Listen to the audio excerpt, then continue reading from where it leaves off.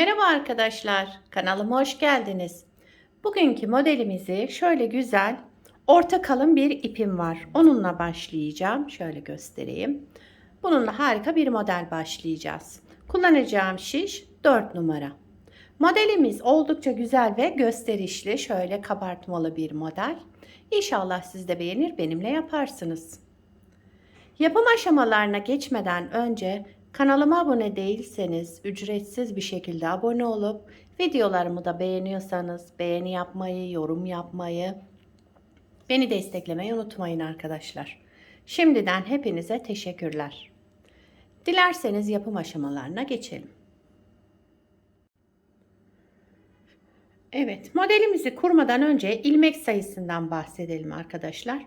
Bu model 5 ve 5'in katları artı 2 ilmek sayısında olması gerekiyor. Ben şöyle küçük bir lastik yaptım. Toplamda 17 ilmeğim var şişimde. 17 ilmekle modelimi kurmaya başlayacağım. Bu lastiğin anlatımı da var arkadaşlar kanalımda. Hazır lastik diye. İsteyen olursa aşağıya da linkini bırakabilirim. Modelin birinci sıra ön yüzündeyiz. Bütün ilmeklerimi düz olarak örüyorum. Birinci sıra ön yüzünde ilmeklerimizi düz olarak örelim.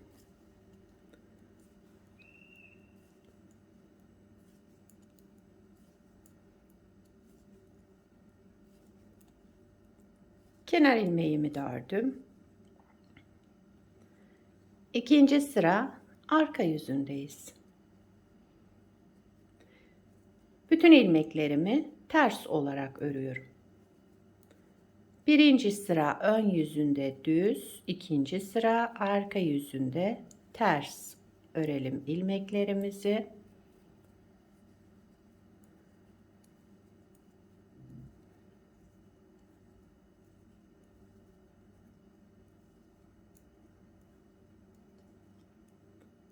Kenar ilmeğimi de ördüm. 2 sırayı tamamladım. Üçüncü sıra ön yüzündeyiz. Kenar ilmeğimi örmeden aldım. Sıradaki 2 ilmeğimi şu şekilde bakın şöyle önden alarak ters örerek topladım. 2 ilmek. Tek ilmeğe düşürdüm.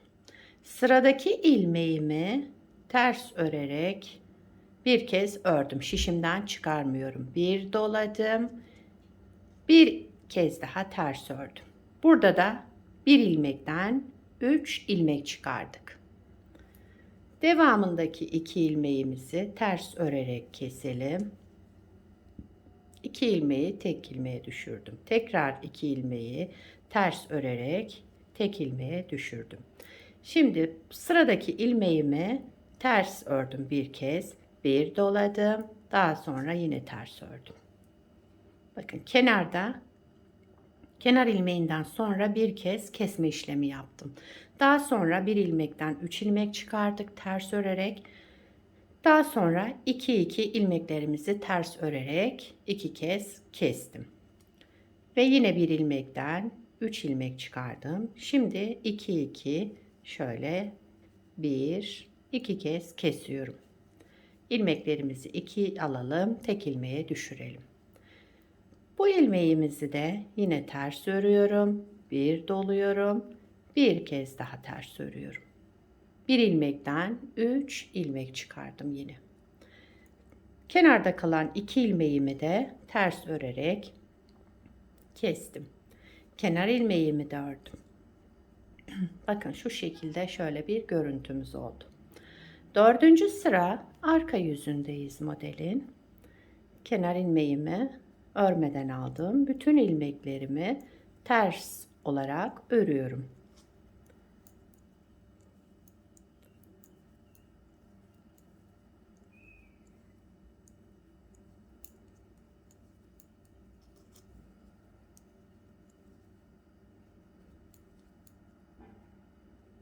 Dördüncü sıra arka yüzünde ilmeklerimin hepsini ters olarak ördüm.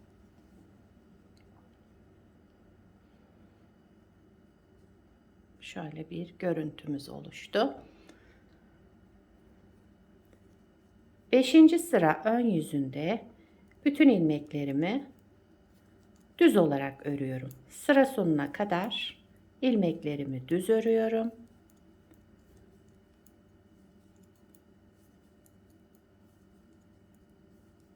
Modelimiz 6 sıradan oluşmakta arkadaşlar. Birinci sıra düz ön yüzünde, ikinci sıra ters, üçüncü sırada şu işlemlerimizi yaptık. Dördüncü sıra arka yüzünde ters, beşinci sıra ön yüzünde düz ördüm. Altıncı sıra arka yüzünde ilmeklerimi yine ters olarak örüyorum.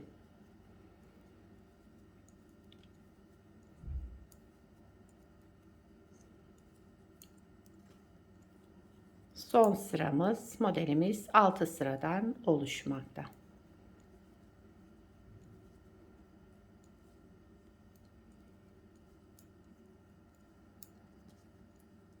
Kenar ilmeğimi de ördüm.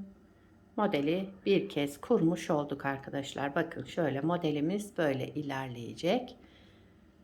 İsterseniz bir kez daha kuralım. Modeli ikinci kez kuruyoruz arkadaşlar. Modelin birinci sıra ön yüzündeyiz. Bütün ilmeklerimi düz olarak örüyorum. İkinci sıra ön yüzünde, pardon, birinci sıra ön yüzünde ilmeklerimizi düz olarak örelim.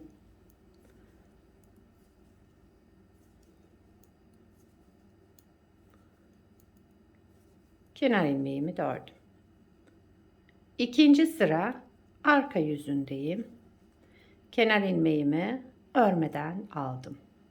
İlmeklerimi ters olarak örüyorum.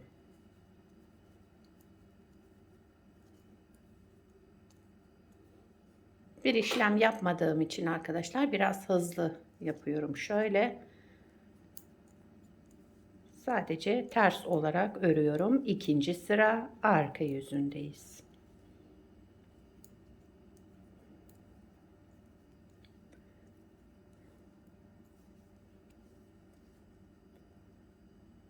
Üçüncü sıra ön yüzündeyiz. Kenar ilmeğimi örmeden aldım. Sıradaki iki ilmeğimi şu şekilde bakın önden alarak iki ilmeği ters örerek kestim. Tek ilmeğe düşürdüm burada. Diğer ilmeğe geçince ters örüyorum. Bir kez doluyorum şişimden çıkarmadan. Bir doladım. Daha sonra aynı ilmeği tekrar ters ördüm. Bir ilmekten 3 ilmek çıkardım. Sıradaki iki ilmeğimi ters örerek kestim. Yine iki ilmeğimi ters örerek kestim. İki kez aynı işlemi yapıyoruz. Sıradaki ilmeğimizi de ters örelim. Bir dolayalım. Bir kez daha ters örelim. Bir ilmekten 3 ilmek çıkardım. 2 ilmek kesiyorum.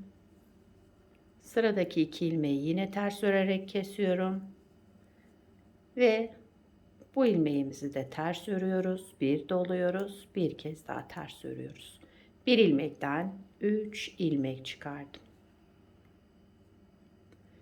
Ve son kalan iki ilmeğimi de yine ters örerek kesiyorum. Bir kez doladım. Kenar ilmeğimi ördüm. Üçüncü sıra ön yüzünde bu işlemleri yaptım. Dördüncü sıra arka yüzüne geçtik modelin. İlmeklerimizi ters örerek devam edelim. Dördüncü sıra arka yüzünde ters örelim.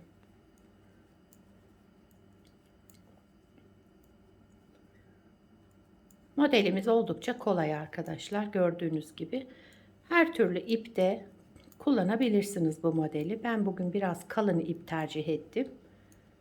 Buna da gayet güzel şöyle gösterdi modeli. Evet. 5. sıra ön yüzüne geçtik. Kenar ilmeğimi örmeden aldım. İlmeklerimi düz örüyorum. Sıra sonuna kadar ilmeklerimi düz olarak örüyorum.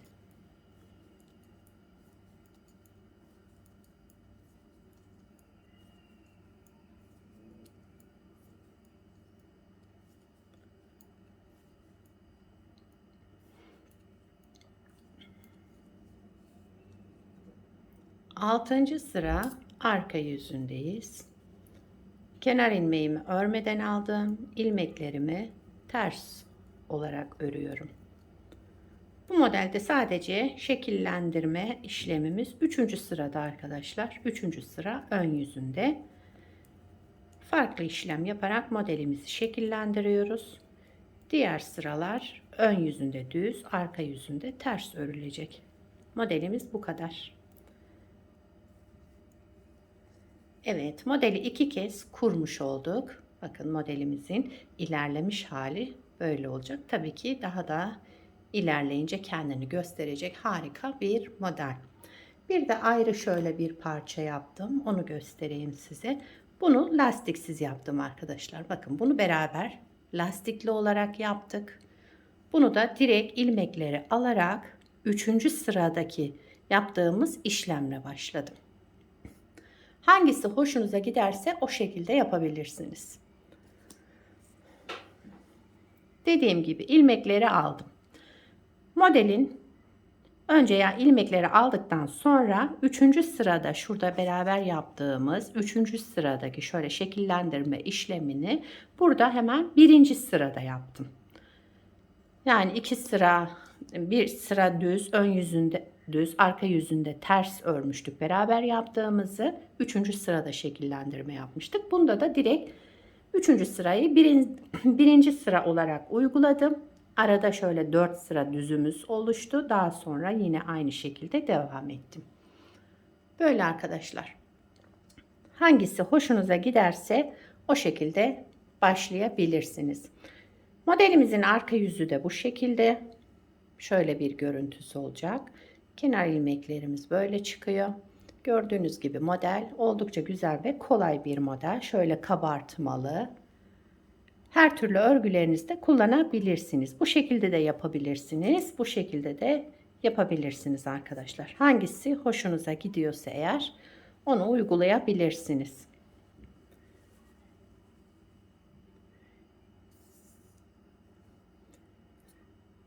Beni buraya kadar izlediyseniz bir beğeni yapmayı, yorum yapmayı, beni desteklemeyi unutmayın arkadaşlar.